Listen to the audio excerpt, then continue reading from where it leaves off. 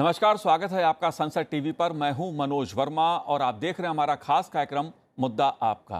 मुद्दा आपका में आज हम बात करेंगे G20 शिखर सम्मेलन के एक प्रमुख मुद्दे टेक्नोलॉजिकल ट्रांसफॉर्मेशन और डिजिटल इंफ्रास्ट्रक्चर की। दरअसल G20 देशों ने डिजिटल पब्लिक इंफ्रास्ट्रक्चर के क्षेत्र में आपसी सहयोग बढ़ाने का फैसला किया है। G20 देशों ने भारत द्वारा एक ग्लोबल डिजिटल पब्लिक इंफ्रास्ट्रक्चर स्थापित करने की योजना का भी स्वागत किया है। G20 देशों ने भारत की तरफ से रखे गए वन फ्यूचर अलायंस के प्रस्ताव को भी गंभीरता से लिया, उसका संज्ञान लिया। डिजिटल पब्लिक इंफ्रास्ट्रक्चर के क्षेत्र में भारत ग्लोबल लीडर बनकर उभरा है।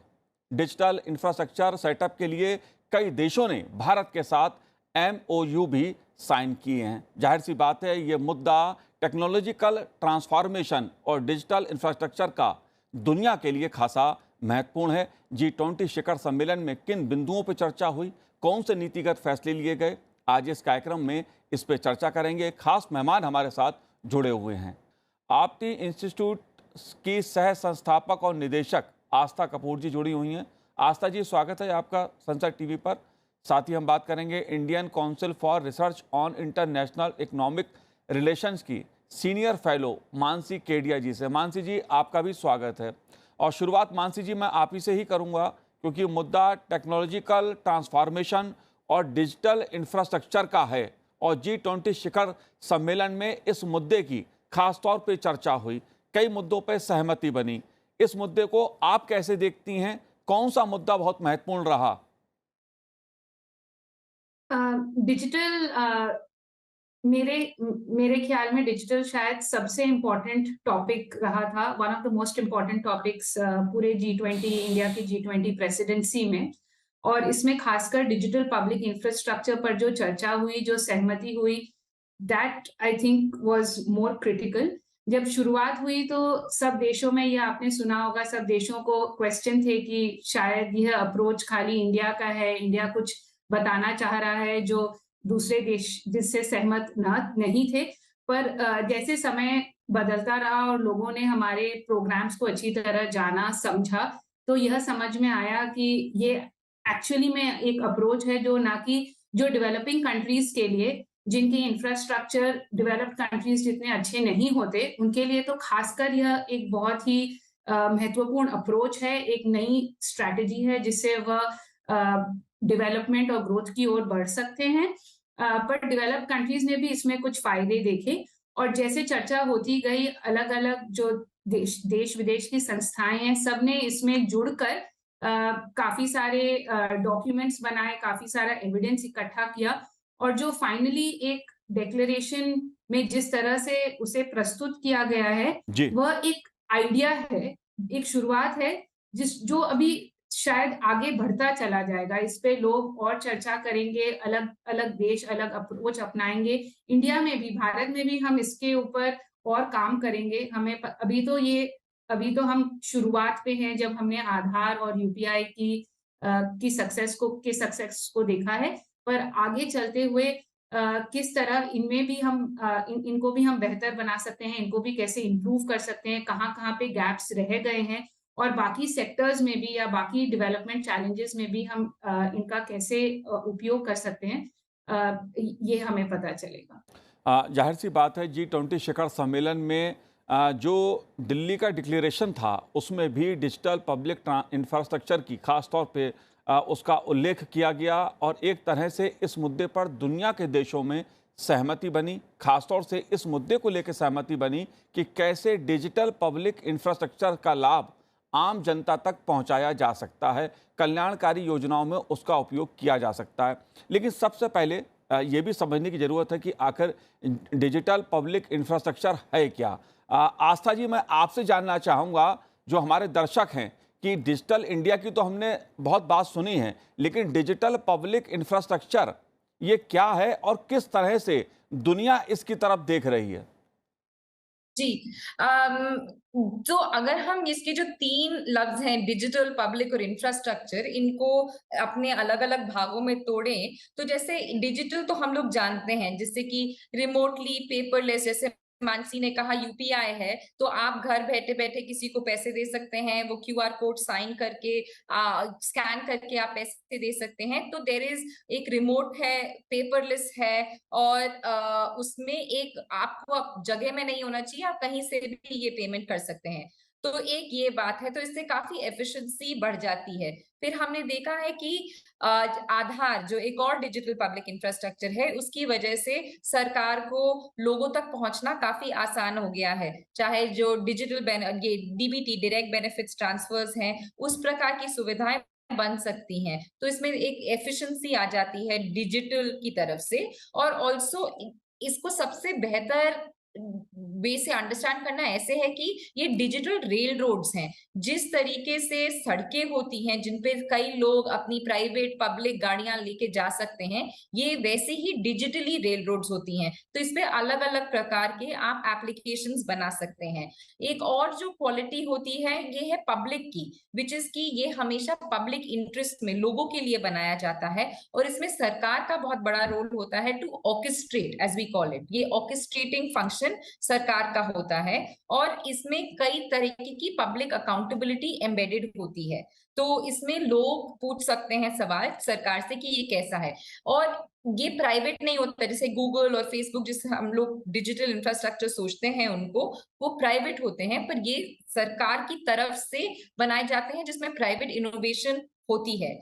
और finally infrastructure which is like I said rail roads की तरह होता है, ये रोड्स की तरह होता है which is built for public interest. And इसकी जस्ट टू इलैबोरेट ऑन कि इसके क्लियर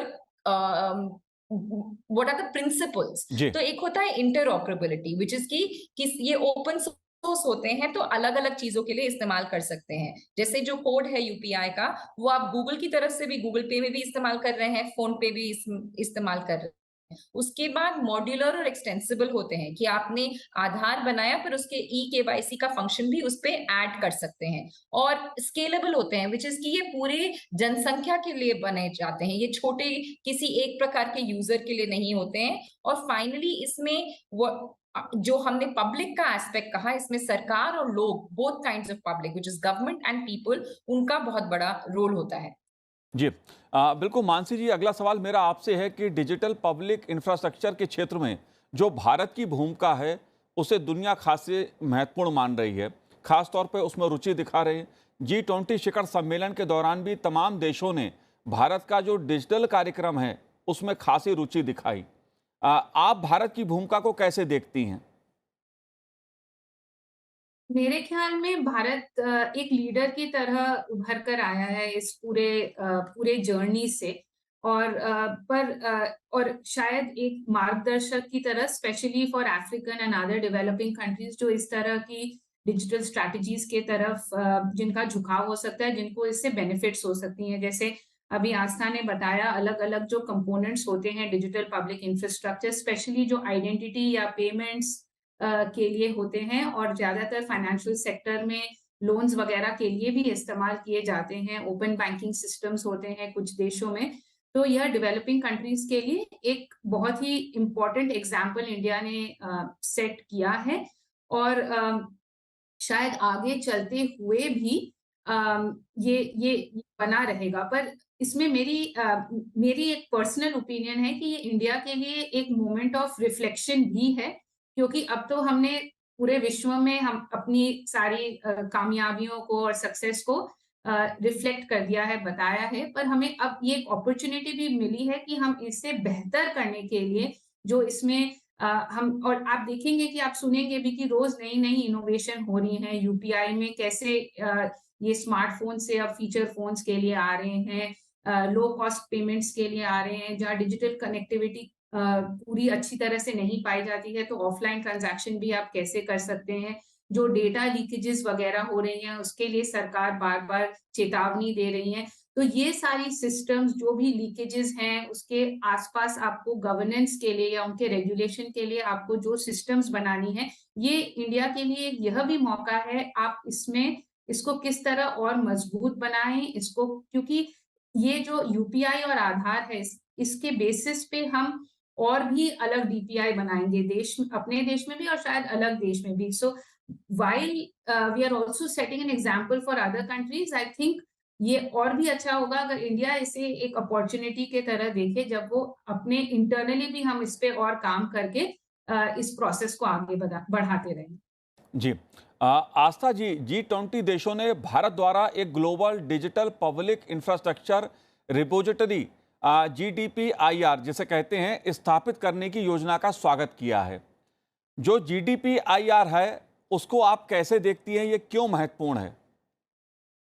जी, तो ये जो GDPIR है, इसके लिए हम लोग ने एक स्टेप फॉरवर्ड लिया है जिसमें अलग-अलग प्रकार के, बिकॉज़ जैसे मानसी ने कहा कि इंडिया एक इसमें लीडर है और पर और भी देश हैं जो अलग-अलग प्रकार के डिजिटल पब्लिक इंफ्रास्ट्रक्चर बना रहे हैं। एक ये मोमेंट है जिसमें चाहे वो ब्राज़ील है, चाहे वो व्हिच इज़ द जो अगला G20 का प्रेज़िडेंट है और सिंगापुर है और कई अलग-अलग प्रकार के देश हैं, उसमें भी डिजिटल पब्लिक इंफ्रास्ट्रक्चर बन रहे हैं। तो इसीलिए ये एक रिपोजिटरी जिसमें कि अलग-अलग प्रकार के सॉल्यूशंस जहाँ पे अप्लाई कर सकें, जहाँ पे जो छोटे मुल्क हैं उनको मदद दी जाए।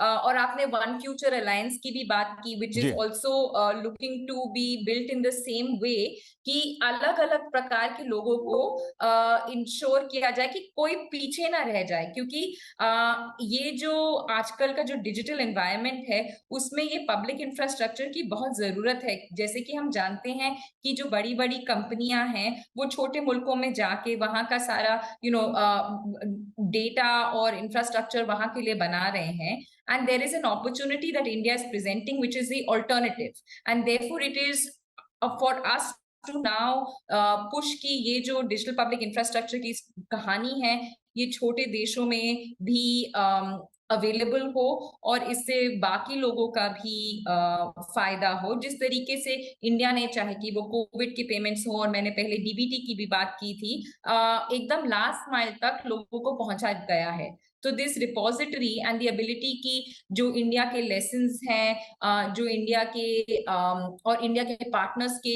लेसन्स हैं वो एक जगह पे कलेक्ट हो जाएं एंड उसकी वजह से जो डीपीआई का वैल्यू इंडिया ने अभी तक लाभ उठाया है वो दूसरे देशों को भी मिले। And one future alliance is एक इंस्ट्रूमेंट है जो G20 प्रेसिडेंसी ने उसको एक नोट दिया है टू एक्सप्लोर कि वो कैसे इस्तेमाल किया जा सके टू द सेम एंड। ये आस्था जी, इसी बात को मैं आगे बढ़ाता हूं क्योंकि G20 शिखर सम्मेलन में डिजिटल को लेकर, टेक्नोलॉजी को लेकर भारत ने जितने भी प्रस्ताव रखे या भारत के प्रधानमंत्री नरेंद्र मोदी ने जो भी विचार रखे, दुनिया के लगभग जो सभी देशों ने उसका एक प्रकार से समर्थन किया और यह माना कि मानव केंद्रित विकास टेक्नोलॉजी के जरिए कैसे हो, इसका उपयोग करना चाहिए। इस मुद्दे को आप कैसे देखती हैं? इसमें ये आप बिल्कुल सही कह रहे हैं कि जो डिजिटल है वो not only for economic growth but development के टूल के हिसाब से देखा जा रहा है। और इसलिए अगर आप दिल्ली डिक्लेरेशन की अलग-अलग पैराग्राफ देखेंगे, जो जैसे आपके डिजिटल इकोनॉमी वर्किंग ग्रुप में फोकस था डिजिटल पब्लिक इंफ्रास्ट्रक्चर, एक फोकस था साइबर सिक्योरिटी, जो एक बहुत ही इंपॉर्टेंट पार्ट है। जैसे देश ज्यादा डिजिटाइज हो रहे हैं, उनकी जो हार्म्स हैं उनसे लोगों को प्रोटेक्ट करने के लिए साइबर सिक्योरिटी को स्ट्रॉन्ग करना, तो उस पे G20 देशों ने बहुत चर्चा और काम किया। और दूसरी जो सबसे इम्पोर्टेंट पार्ट है वो डिजिटल लिटरेसी, जैसे कि कोई पीछे ना रह जाए। आस्था ने जैसा अभी कहा, वो स्किलिंग द्वारा, एक स्किलिंग इज वन टूल जिससे कि हम ये इसे इंक्लूसिव बना सकते हैं। और दिल्ली डिक्लेरेशन में एक और स्पेशल पैराग्राफ ऐड किया गया डिजिटल में, जिसमें महिलाओं के ऊपर फोकस किया गया था कि किस तरह हम ये जो जेंडर डिवाइड जिसे कहते हैं, जो डिजिटल में अभी है, चाहे वो इकोनॉमिक कारण से हो, चाहे वो सोशल रीजंस के कारण हो, चाहे वो लिटरेसी के कारण हो, किस तरह विमेन इसे और डिजिटल टेक्नोलॉजीज को अपनाएं और उनसे कैसे उनकी सफलता की ओर वह जा सकते हैं। सो डेफिनेटली ये एक खाली ग्रोथ टूल नहीं है, बट ये एक डेवलपमेंट टूल है और इंक्लूसिव डेवलपमेंट टूल के तरह इंडिया ने और प्राइम मिनिस्टर ने और पूरी जो इंडिया की G20 टीम है उन्होंने इसे एक डेवलपमेंट टूल के तरह प्रस्तुत किया। आस्था जी, आपसे मैं एक मुद्दा और जानना चाहता हूं, क्योंकि हम बात वैश्विक मंच की कर रहे हैं। जाहिर सी बात है, दुनिया के सामने तमाम तरह की चुनौतियां भी हैं। कोरोना संक्रमण के रूप में एक बड़ा चुनौतीपूर्ण घटनाक्रम का सामना भी दुनिया ने किया। आप कैसे देखती हैं इस मुद्दे को कि वैश्विक संकटों से उभरने में डिजिटल पब्लिक इंफ्रास्ट्रक्चर जो है या टेक्नोलॉजी का जो स्वरूप है, वो कितना कारगर साबित हो सकता है? जी, एंड हम लोग जैसे मानसी ने कहा, डिजिटल पब्लिक इंफ्रास्ट्रक्चर एक इंक्लूसिव और डेवलपमेंट के लिए अब नेसेसरी समझा जा रहा है। और जैसे भी हम सस्टेनेबल डेवलपमेंट गोल्स जो यूएन ने बनाए हैं, उसके लिए भी हमारा 2030 का जो जी। गोल है, जैसे जैसे हम उसकी तरफ बढ़ते जाते हैं, ये डीपीआई उसके लिए बहुत जरूरी होते जाते हैं। जैसे कि कोविड में आपने कहा, हमने देखा है कि ऑब्वियसली इंडिया का एक्सपीरियंस रहा है बाय सेंडिंग, जो मैंने पहले भी बात की, DBT to people who needed, चाहे वो लास्ट माइल में राशन की दुकान है या फिर कैश ट्रांसफर अगर करने हैं, तो उसके लिए हमने देखा कि जो केवाईसी आधार की तरफ से फैसिलिटेट हुआ है, उसका भी बहुत यूज है। हमने और जगहों में भी, चाहे वो श्रीलंका जैसे कि एक जगह या फिर टोगो में, अलग-अलग जगह अलग-अलग प्रकार के DPI which is digital public infrastructure और DPG which are digital public goods, उसका उपयोग करके सरकार ने लास्ट माइल में लोगों को एक्सेस देना टू गवर्नमेंट बेनिफिट्स काफी एफिशिएंट तरीके से किया है। एंड हम लोग as we think about it in post pandemic के तौर पे, तो हमें ये सीखने को मिला है कि डीपीआई के थ्रू ये करना कि किसको जरूरत है और उसको कैसे पहुंचा जाए, ये दोनों बातों में डीपीआई हमारी मदद करता है। और हम लोग को एक वर्ड हम लोग इस्तेमाल करते हैं इन the context of DPI which is resilience, हम लोग को मजबूत करता है, जिससे कि सरकार और देश के लोगों का जो रिलेशनशिप है वो डिजिटली बहुत मजबूत हो जाता है बिकॉज ऑफ डीपीआई।